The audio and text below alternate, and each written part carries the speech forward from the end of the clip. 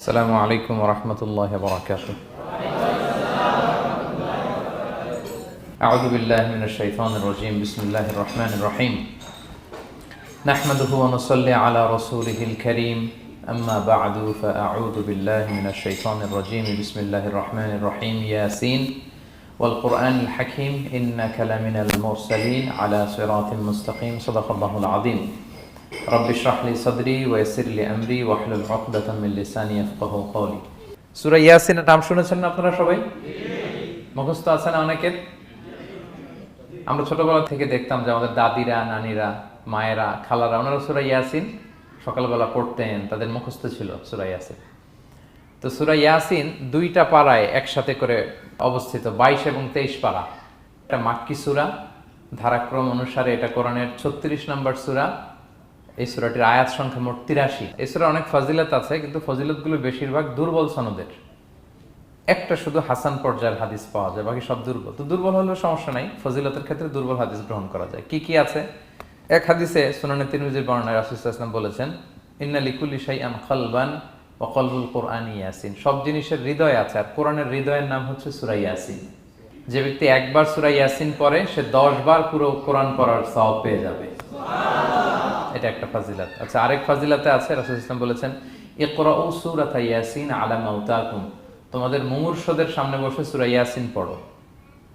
মৃত্যু পথযাত্রী এখনই মারা যাবে, অসুস্থ হয়ে পড়ে আছে, তাদের যাতে কষ্ট কম হয়, লাঘব হয়, রাসূল সাল্লাল্লাহু আলাইহি ওয়াসাল্লাম বলেছেন সূরা ইয়াসিন তার সামনে বসে পড়ো। কেন? এটা আমি সামনে বলবো।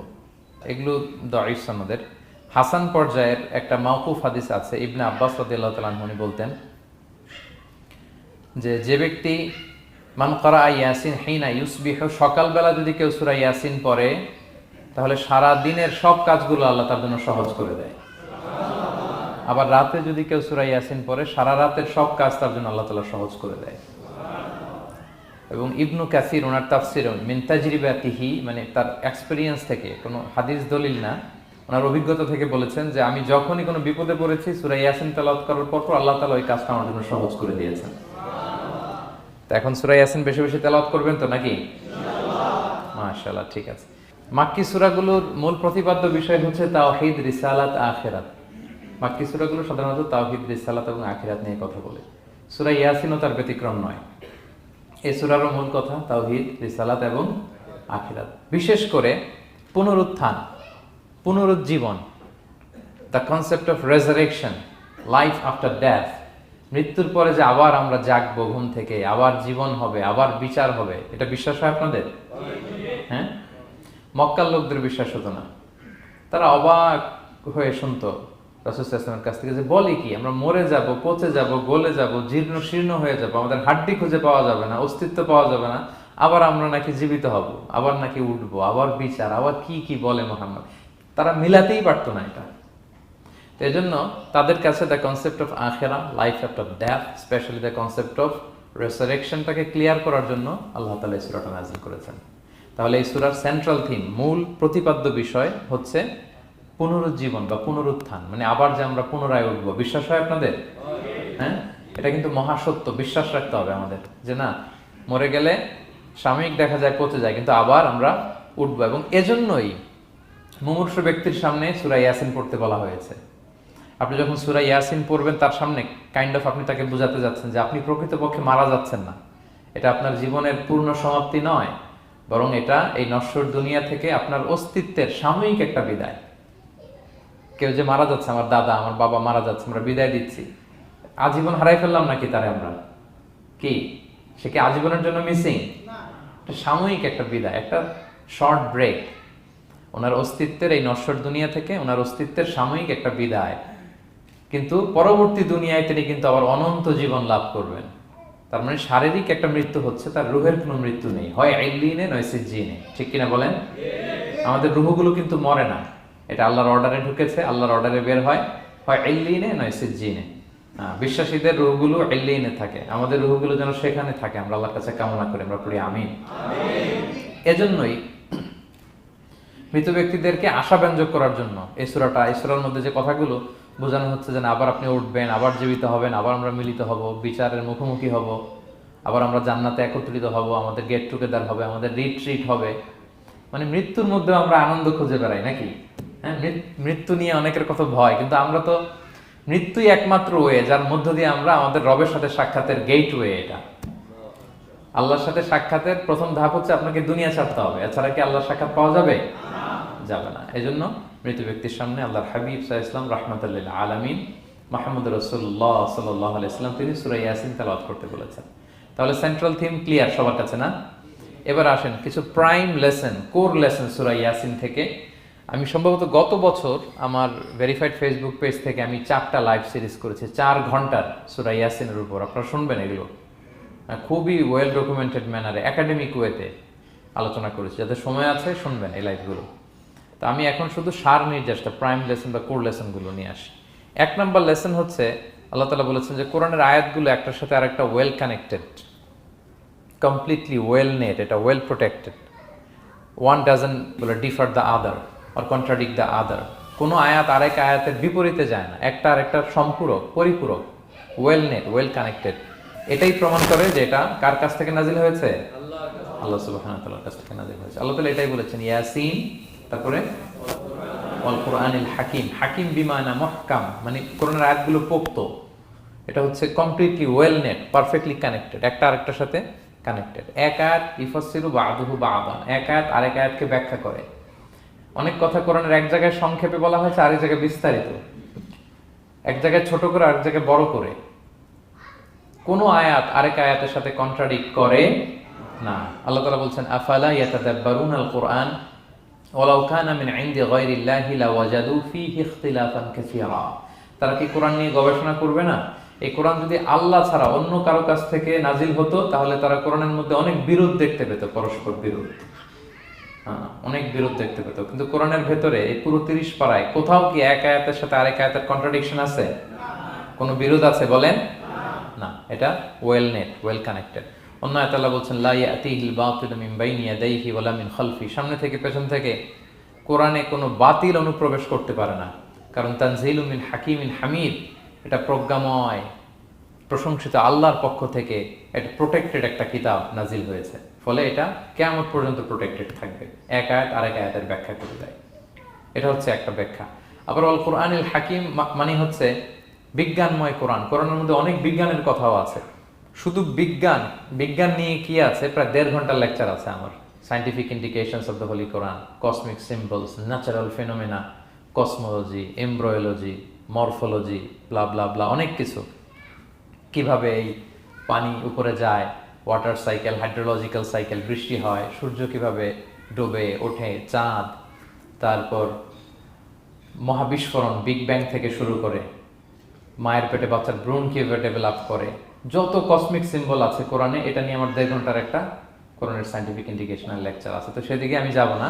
তো আল কোরআনুল হাকিমের 2টা ব্যাখ্যা হয়। এক হচ্ছে মুহকাম, মানে কোরআনের আয়াতগুলো প্রোটেক্টেড, কানেক্টেড। আরেকটা হচ্ছে কোরআনের আয়াতগুলো বিজ্ঞানসম্মত, বিজ্ঞানের সাথেও কন্ট্রাডিকশন করে না।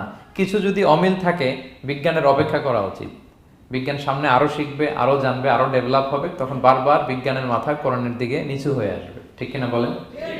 যত দিন যায় সহজ হয় কোরআন বোঝা আমাদের জন্য। বিজ্ঞানের আবিষ্কারের কারণে কোরআন বোঝা সহজ হয় এবং মিলে যাচ্ছে সবকিছু। তাহলে এটা হচ্ছে 1 নম্বর লেসন সূরা ইয়াসিন থেকে, যে কোরআনের সব ভার্সেস গুলা আর পারফেক্টলি কানেক্টেড, ইন্টারকানেক্টেড। 1 নম্বর। 2 নম্বর হচ্ছে সূরা ইয়াসিনের 10 নম্বর আয়াতে আল্লাহ তাআলা বলেছেন ওয়াসাওয়াউন আলাইহিম আনযারতাহুম আম লাম তুনজিরহুম লা ইউমিনুন। হে নবী, আপনি তাদেরকে ওয়ার্নিং দেন আর না দেন সমান সমান, কাজ হবে না। এর কারণ হচ্ছে জেনে বুঝে যদি কেউ সত্যকে প্রত্যাখ্যান করে, তার অন্তরে আল্লাহ মোহর মেরে দেন। জেনে বুঝে সত্যকে প্রত্যাখ্যান করলে, আমি বুঝি নাই, আমি শুনি নাই, আমি জানি নাই, এটা আল্লাহ মাফ করবে। আমি কনভিন্স হই না, এই জন্য মানতেছি না, কিন্তু আমি জানি এটা সত্য, এরপরেও যদি সত্যটা গ্রহণ না করি, তাহলে কার মুক্তি আছে বলেন তো? না, তাহলে এর মুক্তি নেই। এজন্য যারা সত্যান্বেষী তাদেরকে আল্লাহ পছন্দ করেন। ভুল করে না এরকম কোনো মানুষ নাই পৃথিবীতে। সবাই আমরা ভুল করি, সবার ভুল হয়, এটাতে কোনো অসুবিধা নেই। কিন্তু জেনে আমি সত্যকে মানবো না, এটা আল্লাহ কখনো মেনে নেয় না।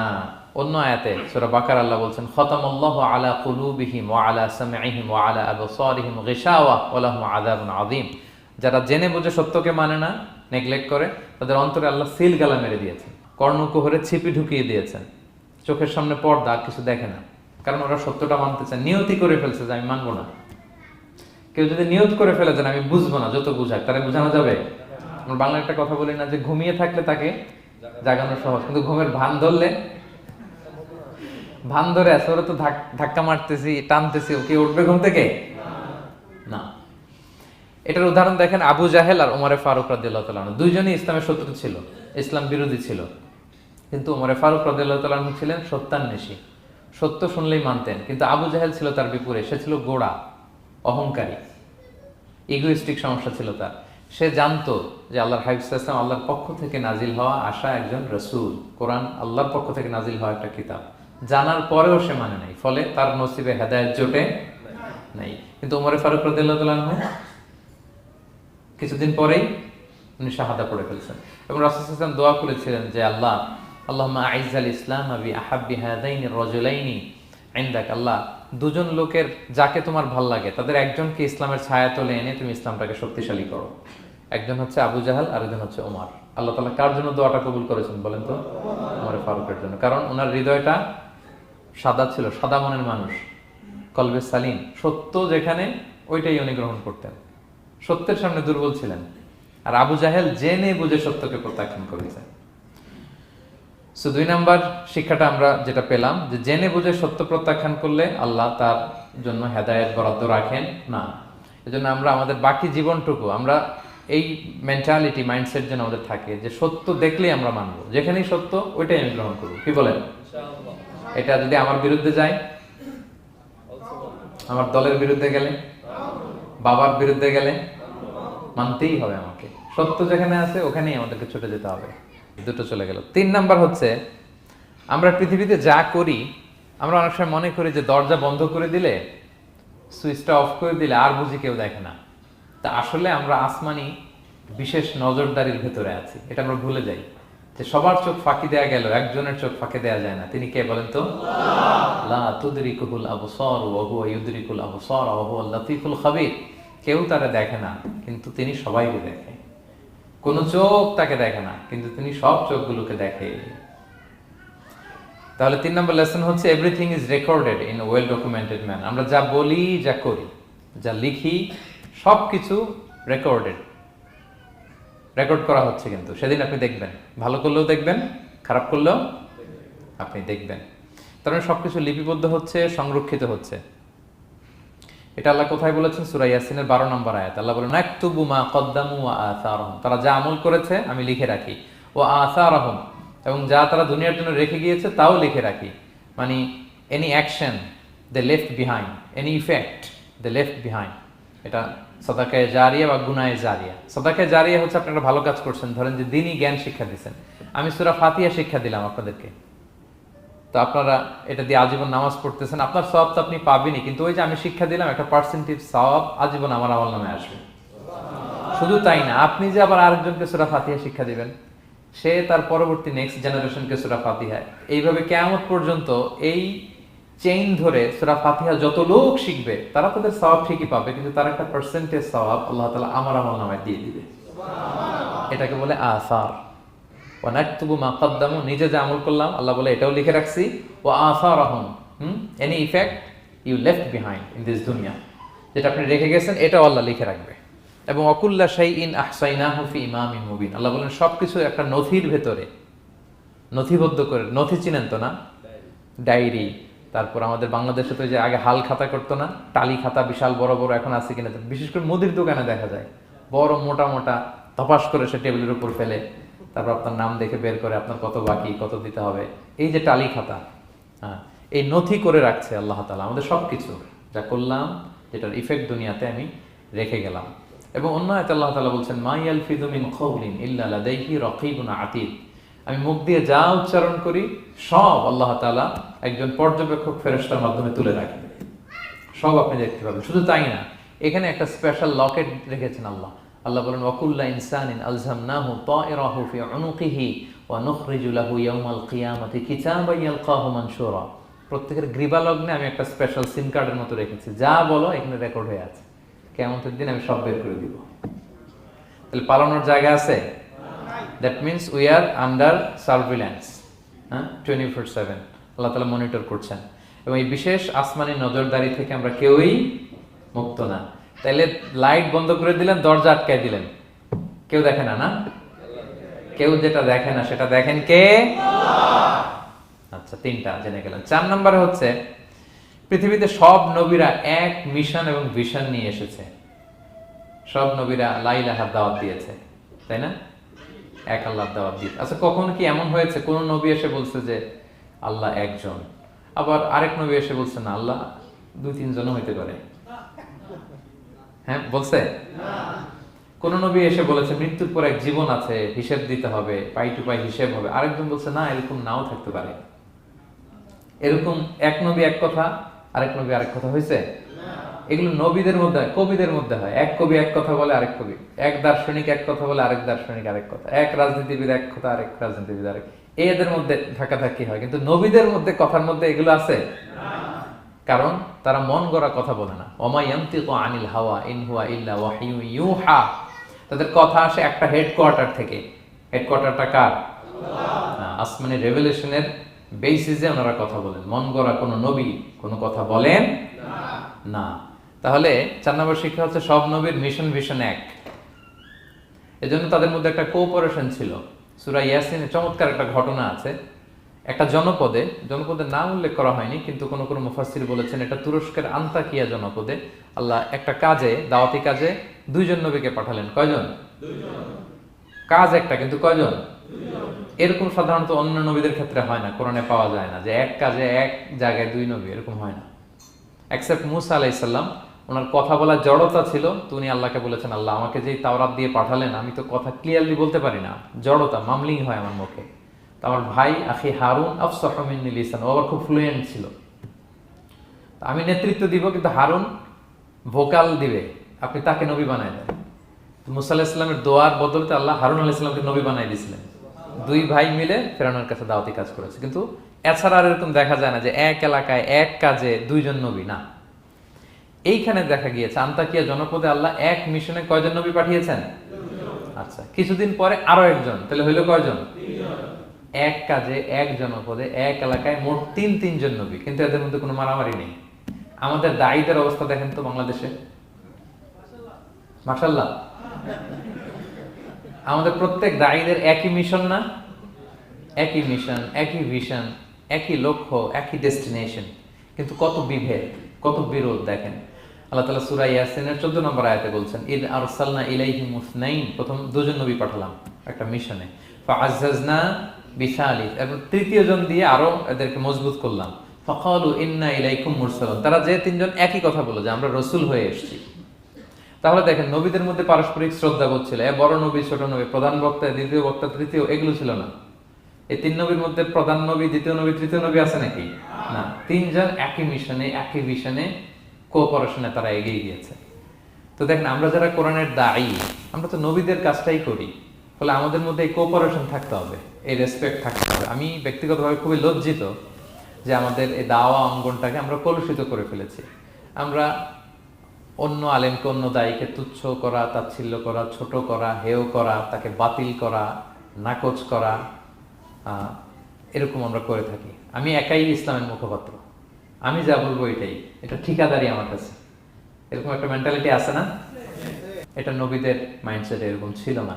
ওনারা কোঅপারেশনে, কোলাবোরেশনে কাজ করতেন, পার্টনারশিপে, একে অপরের প্রতি রেসপেক্ট ছিল। কোনো নবী আরেক নবীর বিসৎকার করে নাই, কিন্তু আমরা এক দায়ী আরেক দায়ীকে কাফের বলতেও তো আমরা দ্বিধাবোধ করি না, কি বলেন? আল্লাহ তাআলা আমাদেরকে বোঝার তৌফিক দান করুন। 5 নাম্বার, নবীদের কাজ হচ্ছে আল বালাগুল মুবিন, ক্লিয়ার কমিউনিকেশন, শুধু পৌঁছে দেয়া, বাণীবাহকের কাজ করা। আল্লাহ তাআলা বলছেন ওমা আলাইনা ইল্লাল বালাগুল মুবিন। ওই 3 জন নবী যখন বুঝালেন, তারা এলাকাবাসী মানে না, রিজেক্ট করলো, কিন্তু তারা বললো যে আমাদের কাজ হচ্ছে পৌঁছে দেওয়া, মানবা কি মানবো না এটা তোমাদের কাজ। আমাদের কাজ কি? আল বালাগুল মুবিন, কোরআনিক টার্মিনোলজি, মানে হচ্ছে ক্লিয়ার কমিউনিকেশন, আমাদের কাজ পৌঁছে দেওয়া, এর বেশি কিছু না। আমরা অনেক সময় একটু জবরদস্তি করতে চাই, জোরাজুরি করতে চাই, এই নামাজ পড়ো না কেন, তাকে জোরাজুরি করা, দাড়ি রাখানো, জোরাজুরিতে বেশি কাজ হয় না। আপনি পাওয়ারফুল মেসেজ দিবেন, ইনফ্লুয়েন্স করবেন, এতেই আল্লাহ হেদায়েত দিবে। কারণ হেদায়েতটা নিয়ন্ত্রণ করেন একমাত্র কে? আল্লাহ। এখানে আর কারো হাত নাই, এমনকি নবীরও না। কোন নবীও চাইলে কাউকে হেদায়েত দিতে পারে না। আল্লাহর হাবিব সাল্লাল্লাহু আলাইহি ওয়াসাল্লাম মক্কায় মক্কাবাসীদের পেছনে ঘুরতে ঘুরতে পেরেশান। উনি তো রহমতের নবী, উনি ভাবতেছিলেন হায়রে একটু যদি আমার কথা মানতো তাইলেই তো জাহান্নাম থেকে বেঁচে যায়। আর একটু দাওয়াত দেই, সকালে দেই, দুপুরে দেই, বিকেলে দেই, রাতে দেই। তাদের পিছনে ঘুরতে ঘুরতে রাসূল সাল্লাল্লাহু আলাইহি ওয়াসাল্লাম পেরেশান হয়ে যেতেন। আল্লাহ তাআলা সূরা কাহফে আয়াত নাযিল করলেন, ফালা আল্লাকা বাকিউন নাফসাকা আলা আসারিহিম ইল্লাম ইউমিনু বিহাদাল হাদীসি আসাফা। নবী, ওরা যদি শুনতে না চায়, আপনি তো ওদের পিছনে ঘুরতে ঘুরতে পাগল হয়ে যাচ্ছেন বোধহয়, না রেখে দেন, মানলে মানুক, না মানলে নাই। হেদায়েত দেওয়ার মালিক হচ্ছে আমি। ফাযাক্কির ইন্নামা আনতা মুযাক্কির, আপনি শুধু স্মরণ করিয়ে দেন, উপদেশ দেন। লাস্তা আলাইহিম বিমুসাইতির, আপনি বল প্রয়োগ করতে আসেন, আপনাকে দারোগা বানাই পাঠাইনি আমি, আপনি শুধু পৌঁছে দিবেন। এমনকি রাসূল সাল্লাল্লাহু আলাইহি ওয়াসাল্লাম ওনার চাচা আবু তালেবের হেদায়েতের জন্য অনেক ট্রাই করেছেন, কিন্তু হেদায়েত নসিব হয়েছে বলেন? কারণ ইন্নাকা লা তাহদি মান আহবাবতা ওয়ালাকিন্নাল্লাহ ইয়াহদি মান ইয়াশা। নবী, আপনি যাকে চান তাকে হেদায়েত দিতে পারবেন না। তাহলে আমাদের যারা দাঈ, আমাদের কাজ কি? পৌঁছে দেওয়া। বলেন তো, কাজ কি? নাকি বল প্রয়োগ করা, জোরাজোরি করা? মাশাআল্লাহ। 7 নাম্বার লেসন হচ্ছে, এই পৃথিবীর সবকিছু আইন মানে কার? বলেন তো, আল্লাহর। ইচ্ছায় অনিচ্ছায় সবকিছু আল্লাহর আইন মানে, আমরা ছাড়া শুধু। আকাশ, জমিন, বাতাস, বৃষ্টি, মেঘমালা, পাহাড়, সাগর, নদী, সূর্য, চন্দ্র, সব আইন মানে কার? আল্লাহর আইন মানে। সে কথা আল্লাহ বলছেন, ওয়াশ-শামসু তাজরি লিমুস্তাকাররিল লাহা, আমি সূর্যের জন্য একটা গতিপথ দিয়েছি, কক্ষপথ, অক্ষপথ, সে ওইদিকেই ঘুরে, ওরা ঘুরতে বলছে ও ঘুরে, এর কোনো ব্যত্যয় নাই। যালিকা তাকদীরুল আজিজিল আলিম, এটা আমি আল্লাহ ফিক্স করে দিয়েছি। ওয়াল কামারা কাদ্দারনাহু মানাজিলা হাত্তা আদা কাল উরজুনিল কদিম, আর চাঁদকে আমি 30টা মঞ্জিল দিয়েছি। দেখবেন চাঁদ কিন্তু এক জায়গায় উদিত হয় না, 30 দিনে 30 জায়গায়, পুরো মাস ব্যাপী এদিক থেকে ওদিকে শুধু ঘুরে। এটা আল্লাহ ফিক্স করে দিয়েছে, এটা ওর বিধান। আমাদের জন্য কোরআন বিধান হিসেবে দিয়েছে, আমরা মানি না, কিন্তু প্রত্যেক প্রাণীর জন্য, সৃষ্টির জন্য যে বিধান আল্লাহ ফিক্স করেছেন ওরা ওইটাই মানে, এর একটু একচুল পরিমাণ ডান ব্যয় করে না। সুবহানাল্লাহ, সুবহানাল্লাহ। সো জগতের সবকিছু আল্লাহর দেয়া বিধান মেনে চলে, কারণ গোটা জগৎটাই তো তার। গোটা জগৎটা কার বলেন? ফলে আইনও চলবে তার। আমরা যেন আল্লাহর সবগুলো আইন মেনে চলি। 8 নাম্বার হচ্ছে, এই যে আমরা জান্নাতের কথা শুনি, কিয়ামতের কথা শুনি, আখিরাতের কথা শুনি, একদিন আমরা এটা চাক্ষুষ দেখতে পাবো, তখন আমাদের এই বিশ্বাসটা আরো প্রগাঢ় হবে। মৃত্যুর পরে যে আমাদের লম্বা ঘুম, এই আমাদের নিদ্রা ভঙ্গ যেদিন হবে, সেদিন আমরা সব দেখতে পাবো, চাক্ষুষ কিয়ামতের সবকিছু। সেটা আল্লাহ তাআলা বলছেন, নুফিখা ফিস সূরি ফাইদাহুম মিনাল আজদাসি ইলা রাব্বিহিম ইয়ানসিলুন, ইসরাফিলের সিংহার ফুৎকারে সেদিন সব মানুষ জেগে উঠবে। আপনারা ইসরাফিল আলাইহিস সালামের নাম শুনেছেন? কে উনি? একজন ফেরেশতা। উনি বড় একটা সিংহায় ফুৎকার দিবেন। সৃষ্টির পর থেকে আল্লাহ ওনাকে একটা কাজের জন্য অ্যাসাইন করেছেন, শুধু ফু দিবে 3টা। কয়টা? 3টা। আর কোনো কাজ আছে? না। দ্যাটস ইট, দ্যাটস ইট, শুধু 3টা ফু দিবে 3 বারে। ঠিক যে মুহূর্তে আপনারা এখন কথা শুনছেন, এই মুহূর্তে উনি ওই ট্রাম্পিট সিংহা নিয়ে আরশের দিকে তাকায় আছে, কখন আল্লাহর আদেশ আসে, 1 সেকেন্ডের জন্য দেরি না, চোখের পলক যাতে দেরি না হয়ে যায়, তাকিয়ে আছেন উনি। ফুৎকার দিবে তো কবর থেকে মানুষগুলো উঠবে। মিনহা খালাকনাকুম ওয়া ফিহা নুঈদুকুম ওয়া মিনহা নুখরিজুকুম তারাতান উখরা, এই কথাই আল্লাহ এই সূরাতে বলেছেন। তো মানুষ যখন উঠবে, কারো ঘুম হবে 50 বছর, কারো 500 বছর, কারো 5000 বছর, কারো 5 লক্ষ বছর। পৃথিবীতে প্রথম নিহত হয়েছে কে জানেন? হাবিল। আদম আলাইহিস সালামের ছেলে হাবিল পৃথিবীর প্রথম মারা গেছে। সে, তার ঘুমটা কত লম্বা বলেন তো? সে কত হাজার বছর, লক্ষ বছর বেচারা ঘুমাচ্ছে, হ্যাঁ, তার কবরে। তো এই সব সিংহার ফুৎকারে সব কবর থেকে উঠবে। ক্বালু ইয়া ওয়াইলানা মান বাআসানা মিন মারকাদিনা হাযা, কিরে কে ভাঙালো এই লম্বা ঘুমটা? সবাই তো ঘুমাচ্ছিলাম। হাযা মা ওয়া'দার রহমান, ফেরেশতারা বলবে এইটাই সেই দিন যেটা বিশ্বাস করো না এই দুনিয়াতে। ওয়াজ নসিহত হইলে তো তোমরা মানতা না, বলতা এগুলো কিছু নাই। আজকে সেই দিন। সাদাকাল মুরসালুন, রাসূলরা সত্যই বলেছেন। ওই দিন মানুষ চাক্ষুষ কিয়ামতকে অবলোকন করবে। 9 নম্বর শিক্ষা হচ্ছে, তখন আল্লাহ তাআলা বিচার প্রতিষ্ঠিত করবেন। ওই বিচারে আল্লাহ কাউকে ঠকাবেন না। বলেন তো, আল্লাহর বিচারে কোনো পার্সিয়ালিটি আছে? কোনো ঘুষ দেওয়ার সিস্টেম? স্বজনপ্রীতি আছে? না। এই কথা আল্লাহ বলেছেন সূরা ইয়াসিনের 54 নম্বর আয়াতে, ফাল ইয়াউমা লা তুযলামু নাফসুন শাই, কোনো জুলুম হবে না।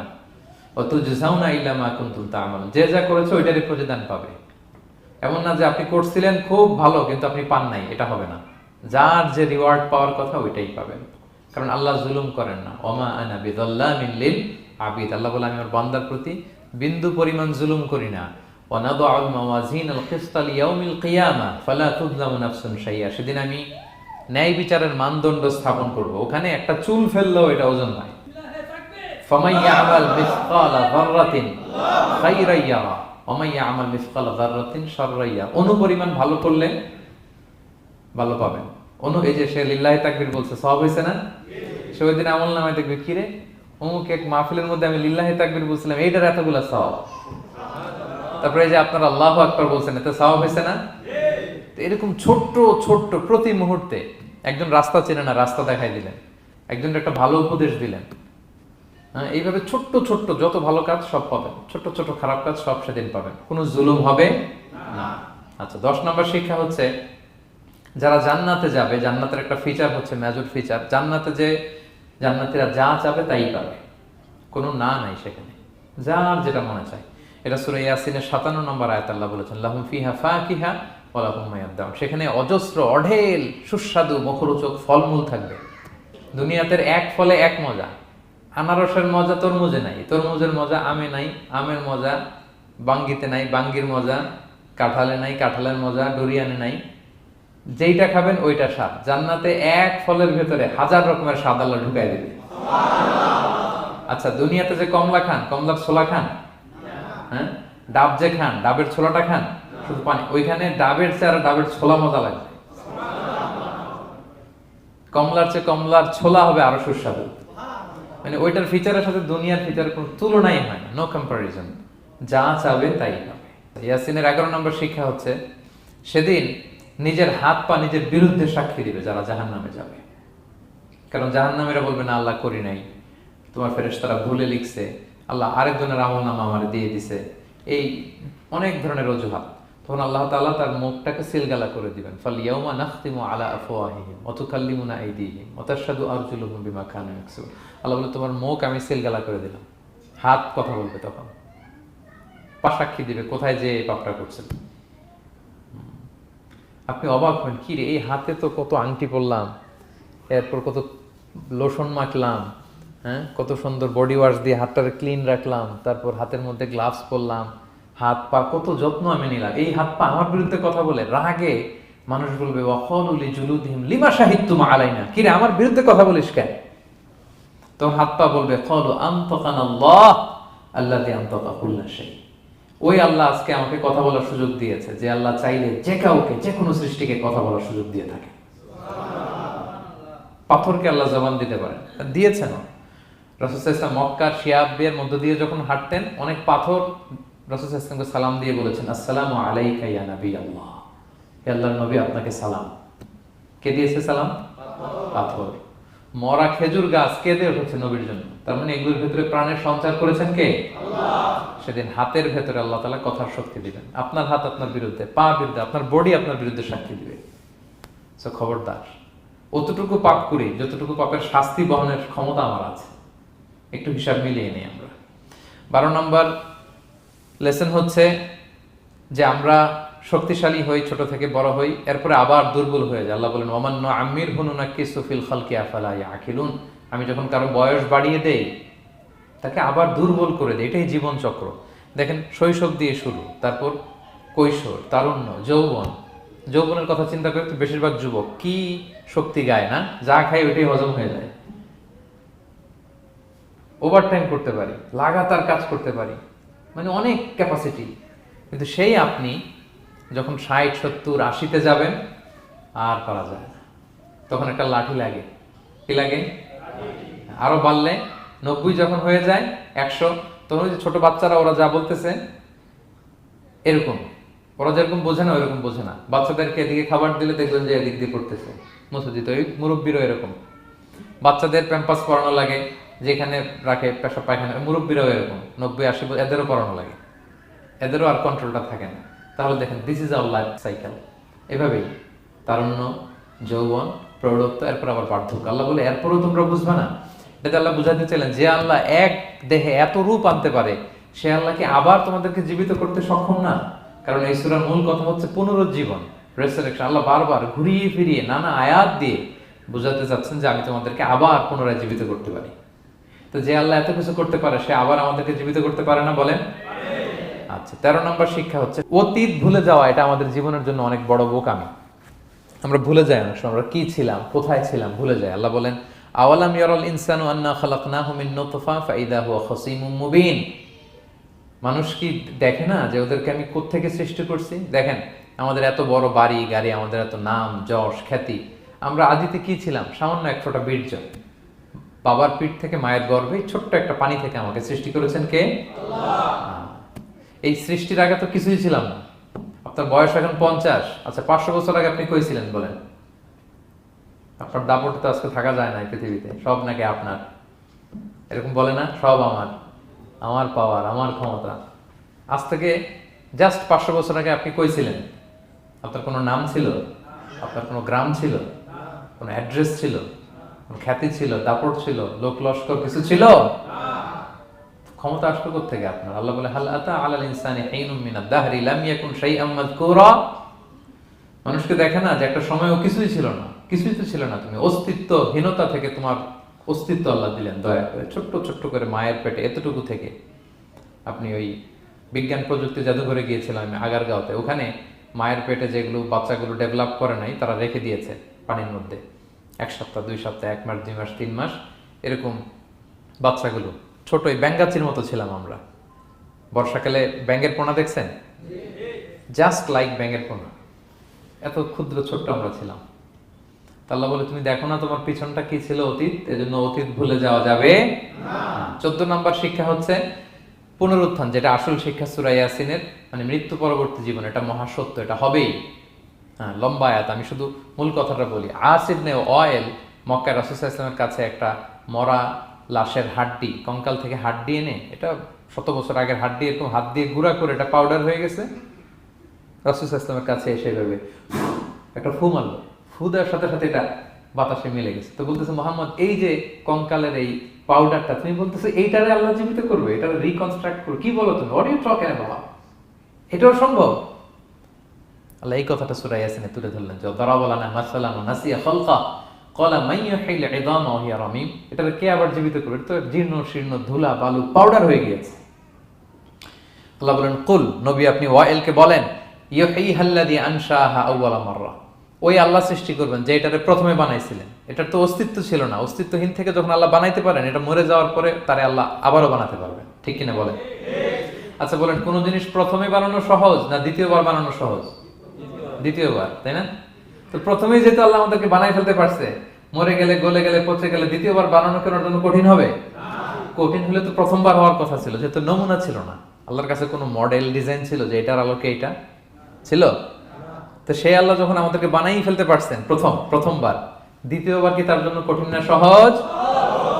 তখন বিষ্ণু ইসলাম বললেন যে এই পাউডার, তুমি যে কঙ্কালের হাড্ডি ফু দিয়ে বললা, এটাকে আল্লাহ জীবিত করবেন, অনুরূপভাবে তোমাকেও জীবিত করবেন এবং তোমাকে জাহান্নামে নিক্ষেপ করবেন।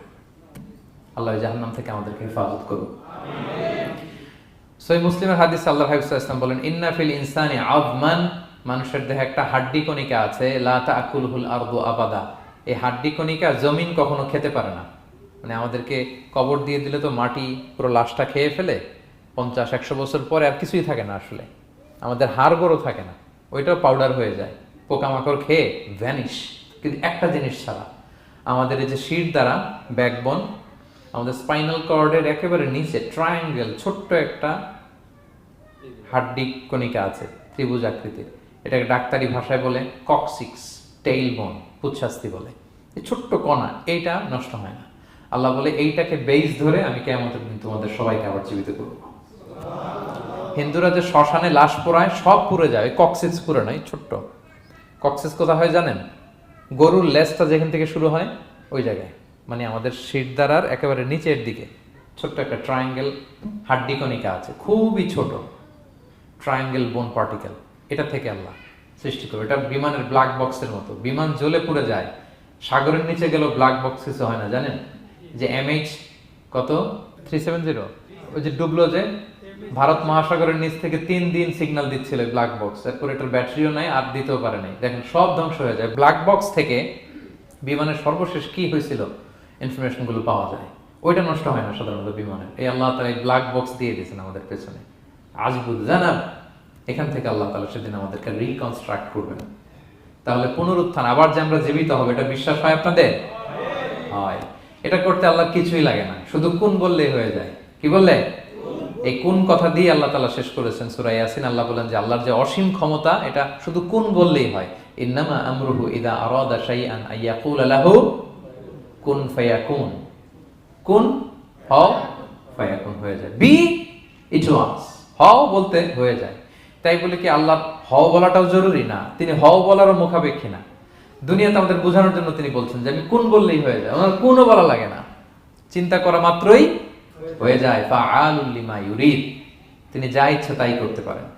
সো সেই আল্লাহকে যেন আমরা ডাকি, তার কাছে যেন আমরা ফরিয়াদ করি, আমাদের মনের আকুতি, চাহিদা, প্রার্থনা তার কাছে যেন আমরা নিবেদন করে পেশ করি। আল্লাহ তাআলা আমাদের সবাইকে কথাগুলো বোঝার ও আমল করার তৌফিক দান করুন। হাযা মা ইনদি ওয়াল ইলমু ইনদাল্লাহি আলাইহি তাওয়াক্কালতু ওয়া ইলাইহি উনীব। আসসালামু আলাইকুম ওয়া রাহমাতুল্লাহি ওয়া বারাকাতুহু।